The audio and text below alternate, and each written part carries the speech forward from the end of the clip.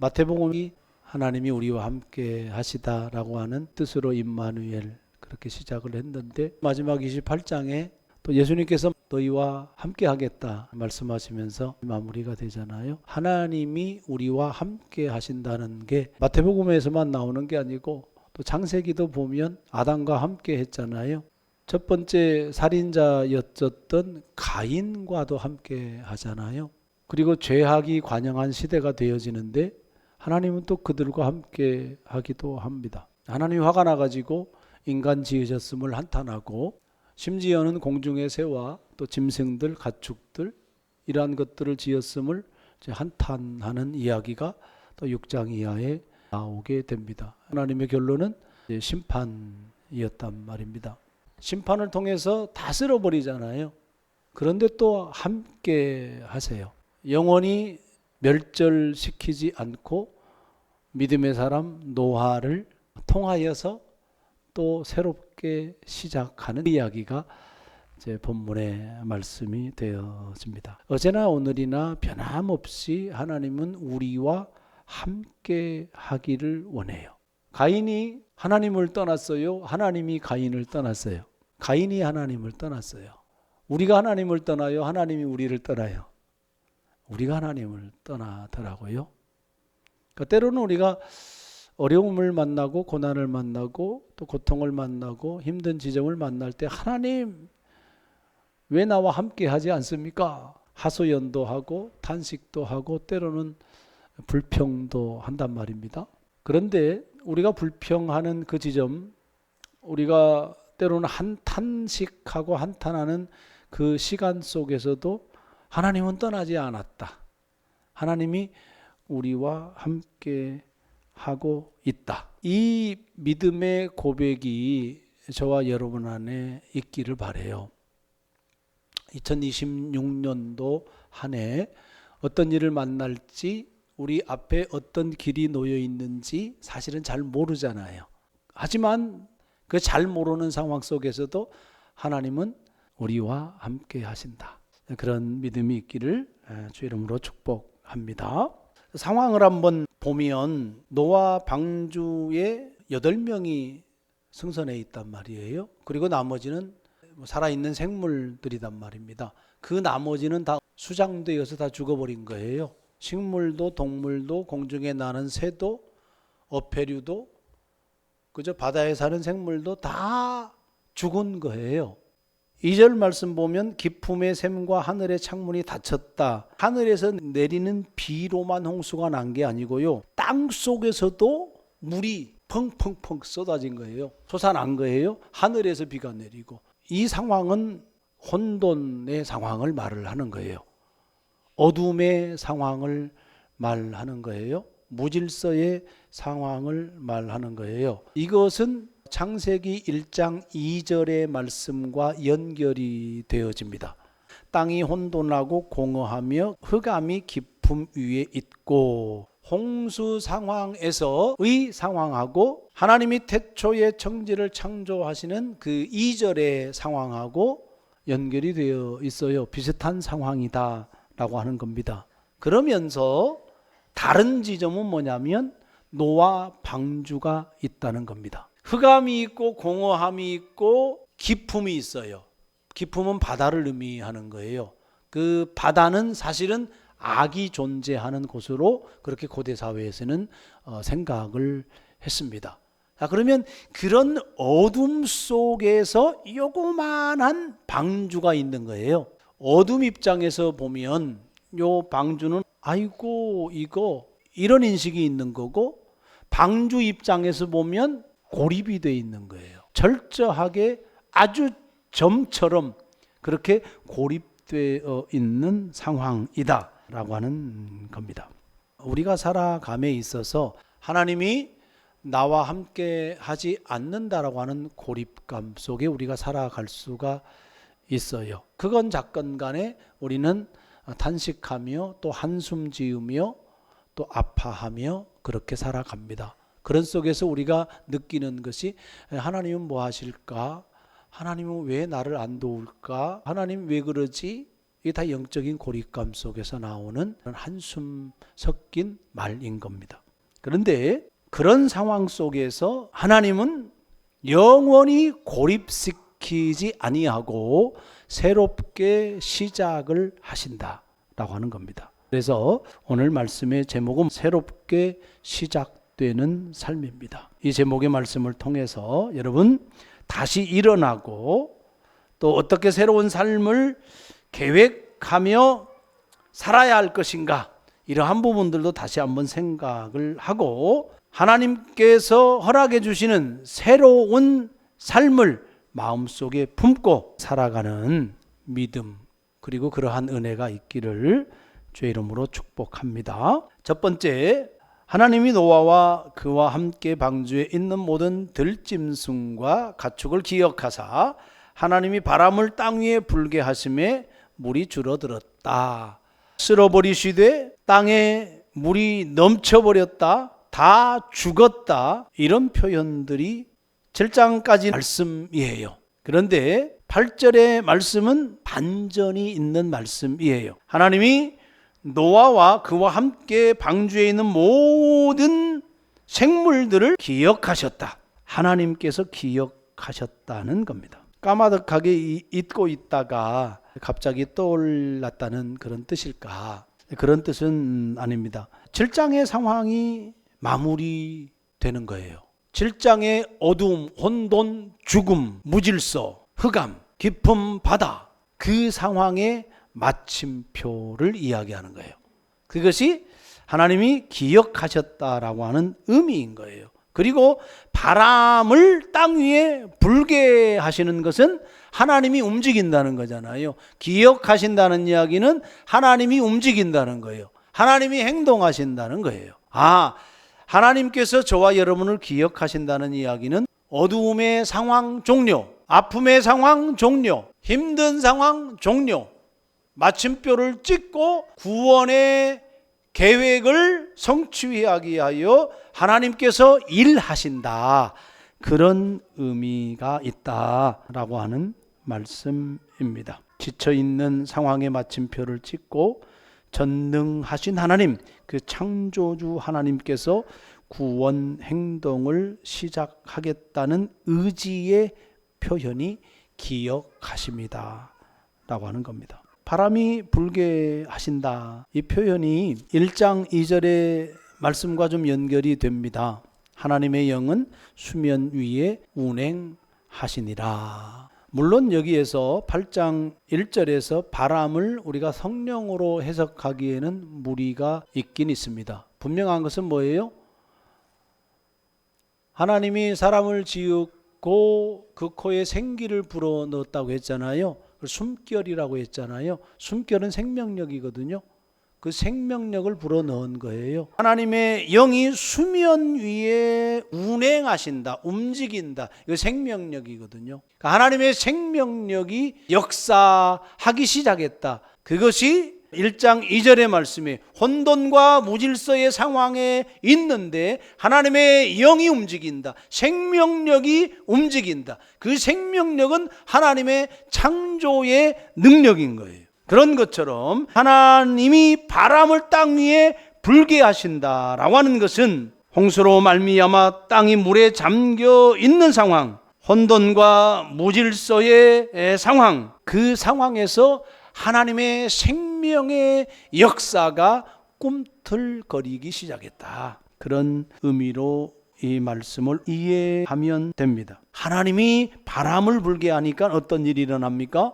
물이 줄어들고 깊음의 샘이 닫히고 하늘의 창문이 닫히면서 비가 그쳤다. 물이 땅에서 물러갔다. 점점 물러가서 그리고 150일 후에 물이 줄어들고 뭐 하는 장면입니까? 하나님이 새롭게 하시는 장면이에요. 새로운 창조예요. 좀 이건 신학적인 이야기이지만 노아 방주의 사건은 하나님의 새로운 창조의 사건이다. 그래서 예수님께서 이 땅에 오셔서 십자가에 죽으시고 그 사건은 새로운 창조의 사건, 다시 말하면 우리를 새롭게 만드시는 거예요. 죄로 말미암아 죽었던 우리를 새롭게 생명력을 불어 넣어주시는 사건이 예수 사건이란 말이에요.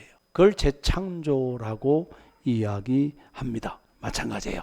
노아 방주의 사건은 하나님께서 새롭게 창조해서 새롭게 하나님의 뜻을 이루어 가기 시작하는 사건이다 라고 하는 겁니다. 여러분, 새로운 창조의 목적이 뭔지 아세요? 17절 말씀 보세요. 너와 함께한 모든 혈육 있는 생물 곧 새와 가축과 땅에 기는 모든 것을 다 이끌어내라. 이것들이 땅에서 생육하고 땅에서 번성하리라. 어디에서 들었던 말씀 아니에요? 창세기 1장 22절 말씀.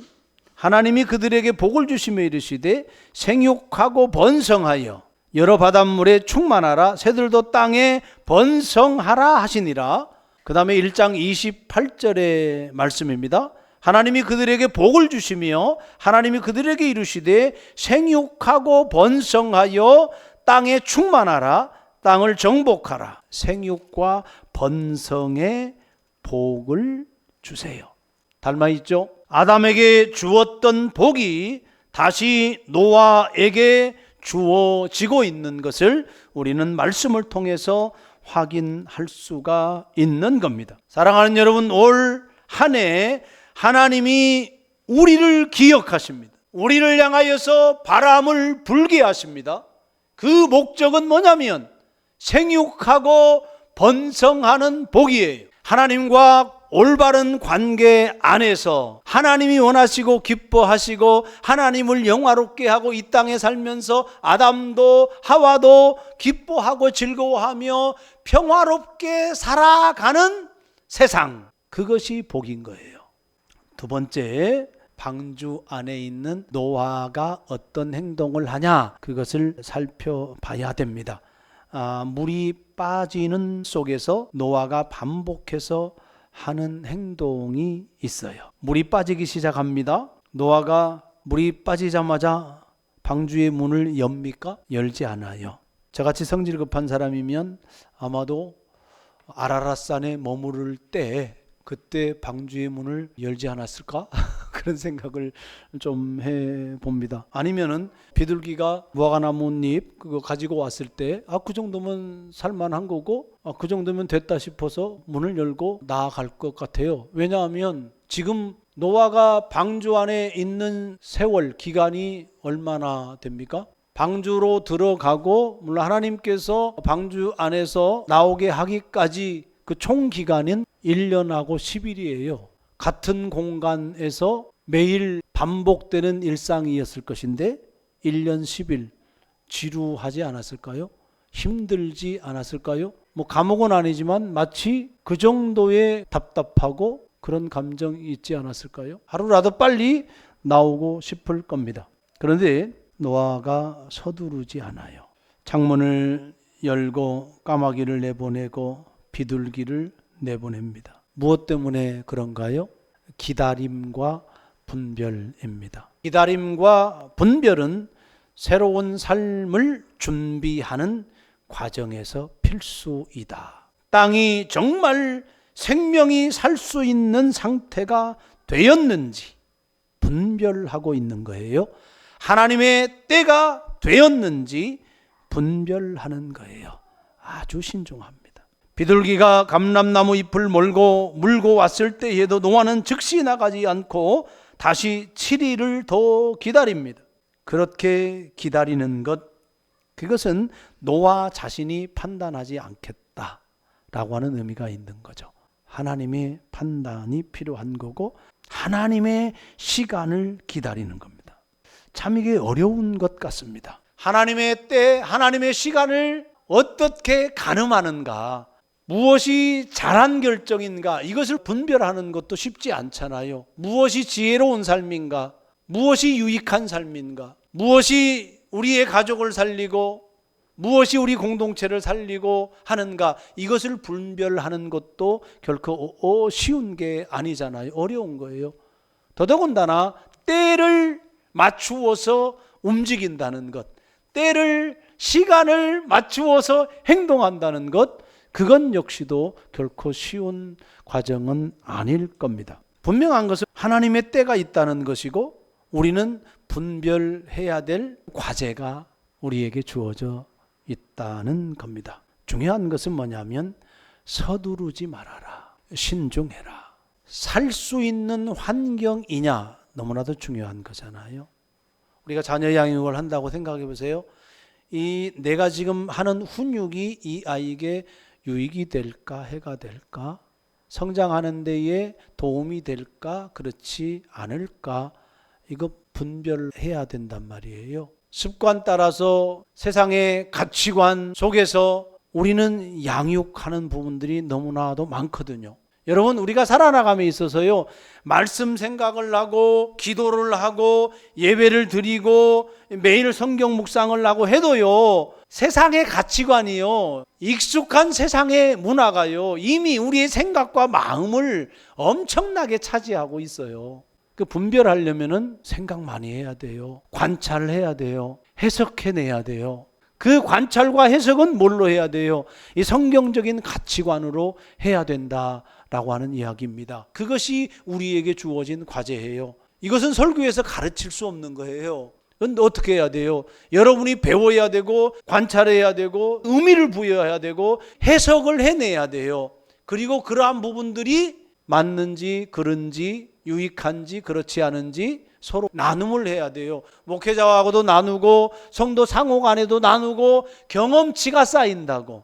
경험치가 쌓이면 그때는 좀 보이겠죠. 하나님의 인도하심을 받는 방법이 그런 거예요. 순간적으로 여러 필이 와가지고 탁 꽂혀가지고 행하는 것 맞을 수도 있어요. 그런데 리스크가 큰 거죠. 여러분, 신앙생활은요, 경험치가 많이 쌓여야 돼요. 서두에 그렇게 말씀드렸습니다. 마태복음을 시작하면서 성경의 저자는, 마태는 하나님이 함께 하신다. 마무리 속에서도 하나님이 함께 하신다. 야, 가라, 모든 족속을 제자 삼으라. 내가 너와 함께 할 거야. 이렇게 말씀하셨단 말이에요. 그런데 우리가 살아나가면서 하나님이 함께 하시는 것을 얼마나 느끼고 고백하고 살아가냐고 잘 몰라요. 그런데 경험치가 쌓이면 조금씩 알아져요. 그 경험은 뭐예요? 말씀에 순종해 보는 경험. 신중하게 기다리고 신중하게 분별해 보는 경험. 실수할 수도 있고 부족할 수도 있고 연약할 수도 있고 때로는 이거 아니네 라고 할 수도 있어요. 그런데 그것까지도 경험 속에 속해요. 여러분, 목장 모임하다가요, 성경적으로 저거 아닌데 엉뚱한 소리가 나올 수 있고 저거 아닌데 틀린 건데 라고 나올 수도 있어요. 그런데 가르치려고 하지 말고 들어줘야 돼요. 지나가지는 거죠. 근데 나중에 그분이 말씀을 보고 또 말씀 묵상 나눔하고 하다 보면 알아지는 때가 있어요. 신앙생활이 정답으로 하는 게 아니에요. 목사가 정답입니까? 설교를 한다고 해서 이게 다 정답일 것 같아요? 그렇지 않아요. 몰라요. 말씀을 최대한 하나님의 마음으로, 성경의 저자의 마음으로 헤아려서 설교하려고 노력하는 거예요. 이해됐죠? 무슨 말인지? 뭐가 쌓여야 된다? 경험치가 쌓여야 된다. 분별하는 경험치, 신중하게 기다리는 경험치. 그것이 쌓이면 나중에는 조금 더 가까워져요. 하나님과. 말씀과 조금 더 가까워집니다. 그것이 새로운 삶을 살아가는 과정에서 필수다. 그 다음에 마지막 20절 22절 말씀인데요. 지금 노아가 배에서 내렸어요. 여러분 같으면 뭐부터 하겠어요? 밥솥이 어디 있지? 어디에다가 집을 지어야 되나? 농사는 어디다 지어야 되지? 이런 거 생각하지 않겠습니까? 그 현실적인 측면을 고려해서 행동할 가능성이 많죠. 노아가 첫 번째 한 것은 뭡니까? 예배 드리는 거였어요.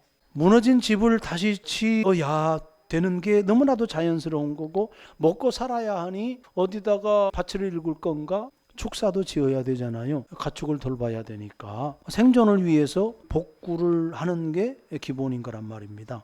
여러분, 우리가 힘을 쏟아야 될 현실적인 부분이 있어요. 당연한 거예요. 그래서 이런저런 일로 우리가 일상이 매우 바쁘게 돌아가고 또 바쁘게 움직입니다. 그런데 노아가 방주에서 나와서 제일 먼저 한 것은 그런 일이 아니었어요. 예배였습니다. 하나님의 은혜잖아요. 하나님이 노아에게 은혜를 준 거예요. 여러분, 노아가 의인이고 당대의 완전한 자고 하나님과 동행하는 자라고 그렇게 평가를 했지 않습니까? 근데 의인이라고 했어요. 죄가 없어서 의인이에요? 아니죠. 하나님 앞에서 회개하는 삶을 살아갔을 거란 말이에요. 그러니까 용서받은 죄인인 거예요. 우리가 예수님을 믿었다고 해서 우리가 의인이에요? 하나님이 의인이라 여겨준 거지. 그래서 우리는 용서받은 의인이라고. 근데 우리가 완전합니까? 우리가 온전하게 하나님과 동행하는 삶을 살 수가 있습니까? 그렇진 못해요. 노아도 마찬가지예요. 오직 하나님의 은혜로 사는 거예요. 하나님의 은혜로 살아가는 사람의 제1의 삶의 원칙, 그것은 예배라는 겁니다. 그거 말씀해요. 제가 가장 너무나도 중요하게, 너무나도 값지게 생각했었던 그 때가 있었어요. 가정 예배를 1년 약 6, 7개월 정도 드렸어요. 수요일 예배도 드리고 금요일도 드리고 주일 예배도 드리고 빠짐없이 예배를 드렸어요. 환경으로는 너무나도 어려울 때요. 지금 생각해 보니까요, 그 가정에서 예배 드렸던 그것이 내 인생에서, 우리 가정에서 너무나도 중요하고 가장 값진 그때가 아니었나, 그런 생각을 해봐요. 사랑하는 성도 여러분, 내 삶의 주인은 하나님이에요. 여러분의 가정의 주인은 하나님이에요. 그것이 얼마나 크고 값진가를 저는 체험하기를 원해요. 그 체험은요, 해봐야 되는 거예요. 여러분, 가정 예배 한 달에 한 번 드리기가 쉬운 것 같죠? 결코 쉬운 게 아닙니다. 시간을 정해야 되잖아요. 누가 인도를 해야 되잖아요. 기도 제목 나눠야 되잖아요. 삶을 나눠야 되잖아요. 격려도 해야 되잖아요. 사랑도 해야 되잖아요. 맛있는 음식도 해야 되잖아요. 잔소리는 줄여야 되잖아요. 그렇죠? 이것이요, 한 달에 한 번 하는 게 결코 쉬운 게 아니에요. 가볍게 보지 마세요. 무겁게 생각을 하고요. 그러나 반드시 해라. 그랬으면 좋겠다. 목회자의 마음이에요. 왜? 여러분, 이 땅에 물질적으로 살아갈 때에 여러분 편리하게 살아가는 삶은 앞으로 계속해서 편리해져요. 그런데 인간이 고독해지고 인간이 외로워지고 인간이 피폐해지는 것은 과거보다 더더욱더 심해져 갈 겁니다. 왜? 영적인 것을 추구하지 않거든요. 영적인 것을 추구하되 엉뚱한 것을 추구하거든요. 그래서 주술, 신비 이런 쪽으로 가거든요. 여러분, 가정 안에 정말로 인격적인 하나님을 모시고 살아가는 게 너무나도 값지고 소중한 거예요. 그것을 가정에 심고 후대에 전수해 주는 것. 그리고 여러분, 우리 교회 공동체가 여러분 없어지지 않고 소멸되어지지 않고 계속해서 이어져 나가고 그랬으면 좋겠다. 그러려면 예배드려라. 예배해라. 하나님을 예배하는 자로 살아가라 라고 하는 겁니다. 21절에 여호와께서 그 향기를 받으시고 그 중심에, 하나님의 마음의 중심에 다시는 사람으로 말미암아 땅을 저주하지 않겠다. 노아의 예배가 온 땅의 안전을 보장하는 근거가 된 것입니다. 그리고 22절에 심판에 있어서 비가 그치고 심고 거두고 더위와 여름과 추위와 겨울과 낮과 밤이 쉬지 아니라 사계절이 회복된 거잖아요. 회복의 은혜를 주신 겁니다. 그렇다고 본다면 노아는 세상의 복의 통로가 된 거죠. 하나님의 복의 통로가 된 겁니다. 예배라고 하는 게 그래요. 우리가 하나님의 은혜 안에서 살아갈 때에 그런 새로운 삶의 중심이 되는 것이기도 하지만, 그리고 복을 누리는 것이 되기도 합니다. 뿐만 아니라 세상으로 복을 전하는 복의 통로가 되어지는 것입니다. 우리의 삶의 중심에 예배를 두고 한 해 살아가기를 주 이름으로 축복합니다. 말씀을 맺습니다. 하나님께서 오늘 우리에게 이렇게 말씀하십니다. 내가 너를 기억하고 있다. 이제 내게 바람을 불게 하리니 두려워하지 말고 새로운 삶으로 나아가라. 노아처럼 인내로 분별하고 무엇보다 예배를 삶의 중심에 두고 살아가기를 바랍니다. 매일 말씀을 붙잡고 기도하며 살길 바라고, 가정 예배를 통해서 가정의 주인이 하나님임을 분명히 하고, 가정에 주시는 하나님의 은혜를 날마다 고백하며 살기를 바랍니다. 참된 예배자로 살 때, 참된 예배자의 가정이 될 때 우리의 삶은 단순히 생존하는 삶이 아니라 하나님의 복을 누리는 삶이 될 것이고, 더더욱이 복의 통로가 되어지는 삶을 살아갈 것입니다. 이런 믿음과 은혜가 우리 가운데 충만하기를 주의 이름으로 간절히 축복합니다. 기도합니다. 하나님 아버지,